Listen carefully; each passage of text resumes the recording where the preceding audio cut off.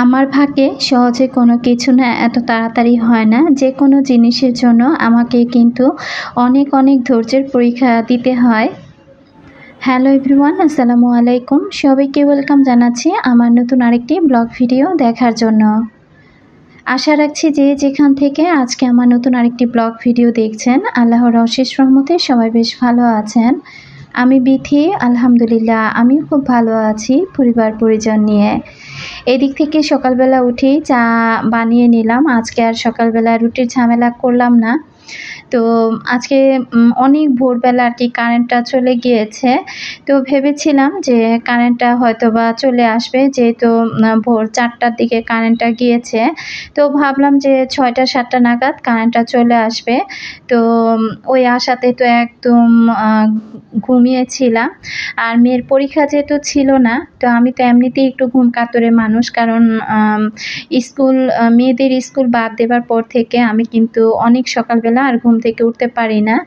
তো আস্তে, আস্তে এটা আমার আর কি একটা বদ অভ্যাস হয়ে গিয়েছে ঘুম থেকে উঠিয়ে একটু দেরি করে আর কি।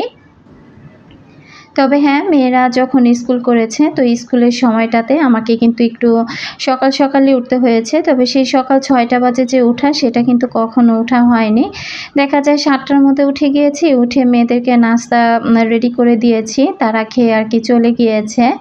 তো বাসায় যেহেতু কারেন্ট নেই, আবার ঘুম থেকেও লেট করে উঠেছি, তো কি আর করা। তো আজকে কিন্তু সকালবেলা আর কি দোকান থেকে বনরুটি কিনে এনেছিলাম, তার সাথে চা বানিয়ে নিয়েছি।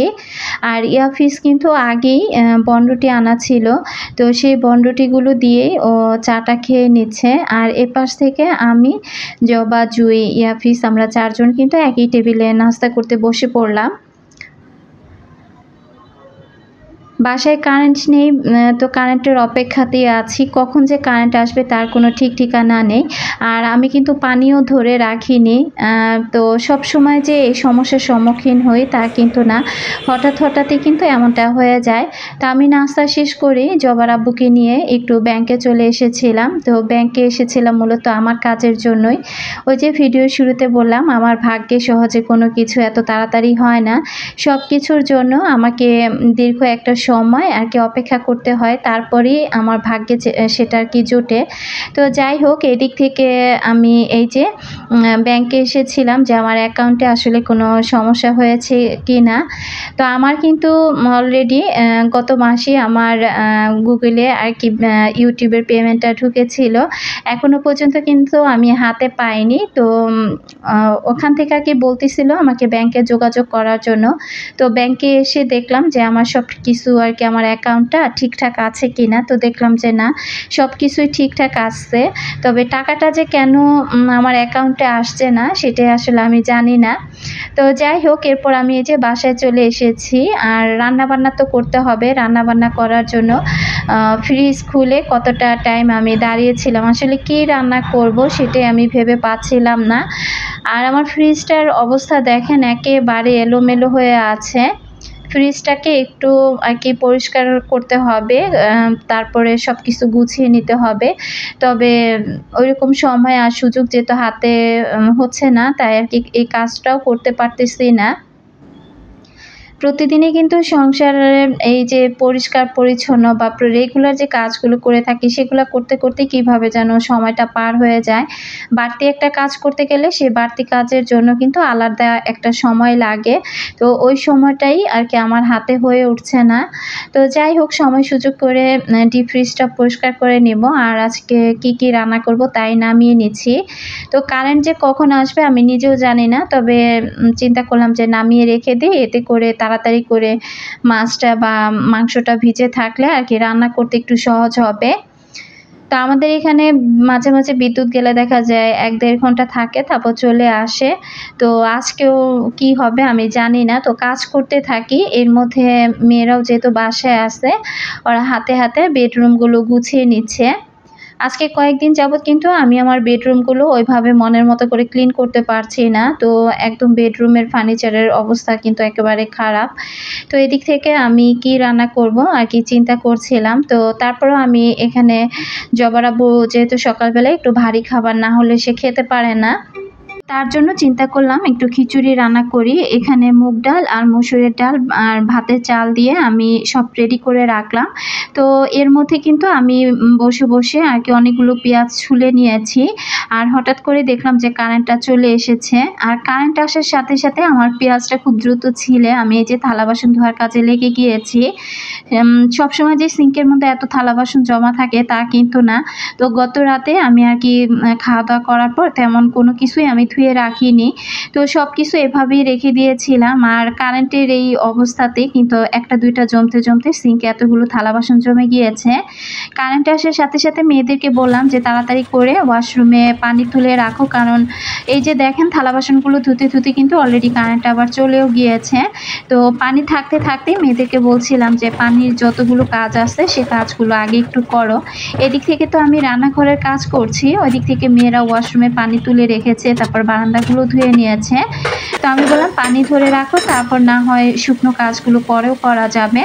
তো রাতের বেলাও রান্নাবান্না হয়েছে, তারপরে সকালবেলা তো একটু চা বানিয়ে নিলাম। তবে চুলার চারপাশটা কিন্তু পরিষ্কার করা হয়নি। তো এখন আমি এই যে চুলাটা পরিষ্কার করে নিচ্ছি। আসলে সকাল থেকে বাসায় কারেন্ট নেই, আর কারেন্ট না থাকার কারণে কিন্তু এই নাজেহালটা আজকে আমাকে হতে হলো। তো কি আর করা, আমি যে কি দ্রুত পরিমাণে কাজ করছিলাম বিশ্বাস করবেন না, যে পানিটা যে কখন চলে যায় আসলে পানি ধরে রেখে সে পানি দিয়ে না কাজ করে কোনো তৃপ্তি পাওয়া যায় না। দেখা যায় ট্যাপে পানি থাকবে আর সে পানি দিয়ে ধীরে সুস্থে কাজ করব, সেই কাজের মধ্যে অন্যরকম একটা প্রশান্তি কাজ করে। তো এদিক থেকে আমি চুলাটা আর চারপাশের দেয়ালটা খুব সুন্দর করে আর কি একটু পরিষ্কার করে নিলাম। আর এখন কিন্তু একদম দেয়াল দিয়ে আমাকেও দেখা যাচ্ছে অনেক সুন্দর করে চুলাটা তার পাশটা কিন্তু ক্লিন করে নিচ্ছি। তো যাই হোক একদম জানালার যতটুকু গ্রিল আমি হাতে পেয়েছি সেগুলো পরিষ্কার করে নিয়েছি। তো যাই হোক আসলে এই যে ব্যাংকের কথা বলতে, বলতে কাজের কথায় চলে এসেছি। তো ব্যাংকে থেকে ফেরার পথে রাস্তায় আর কি আপনাদের ভাই আমাকে বলতেছিল যে তোমার না খুব সহজে তোমার কোনো কিছু হয় না। তোমার যেকোনো জিনিসের জন্য অনেকটা ধৈর্যের পরীক্ষা তোমাকে দিতে হয়। তো আমিও কিন্তু তার কথার সাথে একমত। আর এদিকে দেখেন কাজ করতে, করতে কিন্তু পানিটা চলে গিয়েছে।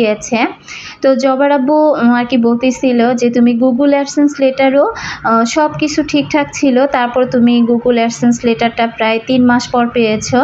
আর পেমেন্ট যে তুমি কয় মাস পরে পাবে সেটা আল্লাহই ভালো জানে। তবে টেনশন করো না, তোমার মতো তুমি কাজ করে যাও, একটা না একটা সময় ঠিকই পেয়ে যাবে। টাকাগুলো জমা আছে জমা থাক। তবে হ্যাঁ, আমি গত মাসে যদি পেমেন্টটা পেতাম সেটা নিয়ে আমার অনেক আশা ভরসা ছিল। তবে যেকোনো জিনিসের থেকে একবার যদি মন নষ্ট হয়ে যায় তখন কিন্তু সে জিনিসের প্রতি তেমন একটা আর আগ্রহ থাকে না।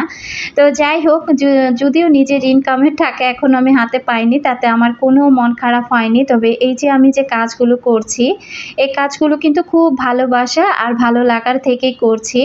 আসলে নিজেকে ভালো রাখি বা রাখতে চাই।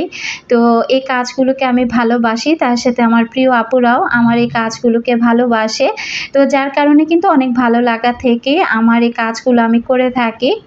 তো যাই হোক, এদিক থেকে আমি কথা বলতে, বলতে দেখেন কারেন্ট বাসায় নেই ঠিকই, তবে আমি কিন্তু একটা, একটা করে কিচেনের অনেকগুলো কাজ করে নিয়েছি। তো কারেন্ট না থাকা সত্ত্বেও কিন্তু আসলে চাইলে অনেক কাজই করে নেওয়া যায়। আর এপাশ থেকে এই যে থালা বাসন ধুয়ে আমি এখানে একটা পানির বালতি ভরে রেখেছি, সেটার উপরে ঝুড়িটা রেখে দিয়েছিলাম। আর দেখলাম যে পেঁয়াজ, আলু এগুলো সব কিছু ফুরিয়ে গিয়েছে, যার জন্য এগুলো এখন আমি খুব সুন্দর করে ঝেড়ে ঝুড়ে আর কি ঝুড়িটা পরিষ্কার করে রাখলাম।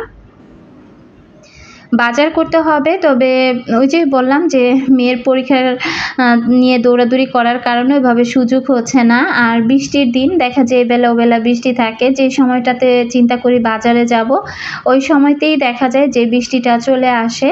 তো যাই হোক এত প্যারা নেই, মোটামুটি চলার মতো সব কিছুই আছে।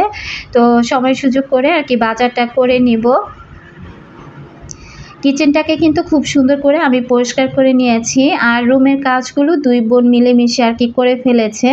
আসলে মেয়ে থাকলে একদিকে কিন্তু অনেক শান্তি, মায়ের অনেক কাজে এগিয়ে থাকে। আবার অনেক বাসাতেই দেখবেন যে মেয়ে নেই, যাদের শুধু ছেলে আছে, তো ছেলেরাও কিন্তু মেয়েদের মতো মাকে অনেক কাজে হেল্প করে। তো আসলে সন্তান ছেলে মেয়ে বলে কোনো কথা না, সব সন্তানই কিন্তু এক। তো ছেলেরাও চাইলে কিন্তু তার মাকে অনেক কাজে সাহায্য করতে পারে। এদিক থেকে আমি যে পেঁয়াজগুলো আর কি ছুলে রেখেছিলাম, তো সে পেঁয়াজগুলো আমি এই যে একদম সবগুলো পেঁয়াজ ভালো করে ছুলে আর কি কেটে রাখলাম। যেহেতু সময় পাই না প্রতিদিন পেঁয়াজ ছোলা বা এভাবে কাটাকাটি করা একটু বিরক্তিকর বিষয়। দেখা যায় পেঁয়াজটা যদি আমি কেটে রাখি, কাঁচামরিচগুলো যদি একটু ফালি করে রাখি, এতে করে কিন্তু পরবর্তী কাজটা আমার জন্য আর কি একটু সহজ হয়ে যায়। মেয়েরা তো ছোট, তো ওদেরকে দেখা যায় সবসময় সব কাজের কথা এত বলাও যায় না। নিজের কাজ তো খারাপ লাগে। আমি একা মানুষ, আমি এত বড় একটা মানুষ, আমি তো কাজ করতে, করতে মাঝে, মাঝে হাঁপিয়ে যাই। আর ওরা তো ছোট মানুষ, দেখা যায় মনে আনন্দ নিয়ে যতটুকু আমাকে করে দেয়, ততটুকুই আলহামদুলিল্লাহ। এদিক থেকে আমি রান্নাবান্না যে করব আর কি বিকেলবেলা, তো তার জন্য আর কি ঢেঁড়সগুলো খুব সুন্দর করে আমি ধুয়ে নিলাম। তো ঢেঁড়সটা আর কি ভাজি করব, তবে এখনো পর্যন্ত চুলায় গ্যাস আসেনি, তারপরে কারেন্ট নেই। তো এই কাজগুলো করতে, করতে কিন্তু অনেকটা একদম দুপুর হয়ে গিয়েছে। আর জবার আব্বু কিন্তু ঘুম থেকে এখনো পর্যন্ত ওঠেনি। তো তাকেও আর আমি ডাকাডাকি করছি না, কারণ ডাকাডাকি করলে সে ঘুম থেকে উঠেই বলবে আমাকে খেতে দাও। তো আসলে বাসায় রুটি বানানো হয়নি, তারপর চুলায় নাই গ্যাস, আমার সিলিন্ডারটাও ফুরিয়ে গিয়েছে। তো আমি ভাবতেছিলাম যে এই কাজ করতে, করতে অলরেডি ১টার পর আর কি আজান দিয়ে দিলে গ্যাসটা চলে আসবে। তখন আমি রান্নাটা একদম কমপ্লিট করে আর কি তাকে ডাক দিব।